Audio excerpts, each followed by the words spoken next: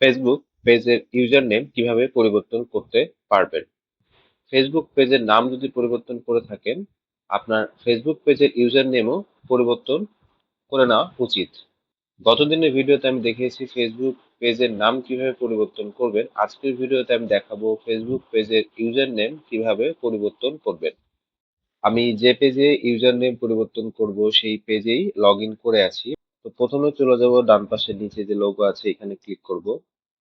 এখানে ক্লিক করার পরে একটু স্ক্রল ডাউন করে আপনাকে নিচে আসতে হবে। এখান থেকে আপনি দেখতে পাচ্ছেন সেটিং এন্ড প্রাইভেসি একটা অপশন আছে, এখানে ট্যাপ করবেন। এখানে ট্যাপ করার পরে আপনি চলে যাবেন এই যে সেটিংস যে অপশনটাতে আছে এইখানে আপনি ক্লিক করবেন। এরপরে আপনাকে একটু নিচের দিকে আসতে হবে। নিচের দিকে আসার পরে আপনি দেখতে পারবেন পেজ সেটআপ নামে একটা অপশন আছে, এই যে পেজ সেটআপ, এখানে আপনাকে ক্লিক করতে হবে।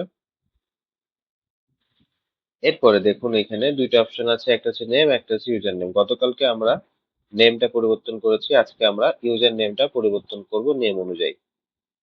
তো ইউজার নেমটা ক্লিক করছি।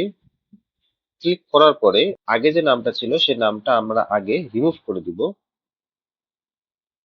এরপরে এখন যে নামটা চাচ্ছি সেই নামটা আমরা এখানে টাইপ করব। তো পেজের নাম পরিবর্তন করার আগে আগেই দেখে নিবেন যে আপনার যে নামটাতে আপনি পরিবর্তন করতে চাচ্ছেন সেটার ইউজার নেমটা অ্যাভেলেবল আছে কিনা। যদি না থাকে তাহলে তো অন্য নাম দিতে হবে। তো আমারটা অ্যাভেলেবল ছিল, সেই অনুযায়ী আমি নামটা পরিবর্তন করেছি। তো আজকে সেটা ইউজার নেমটা পরিবর্তন করছি। তো আমার টাইপ করা হয়ে গেছে।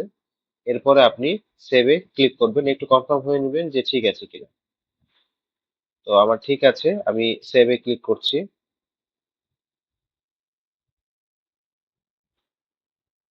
Your user name has been saved.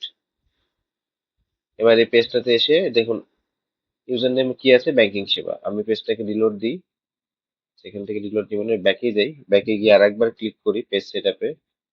দেখি চেঞ্জ, হ্যাঁ দেখুন চেঞ্জ হয়ে গেছে, আমার ইউজার নেম এসপি টেক বারটা চেঞ্জ হয়ে গেছে।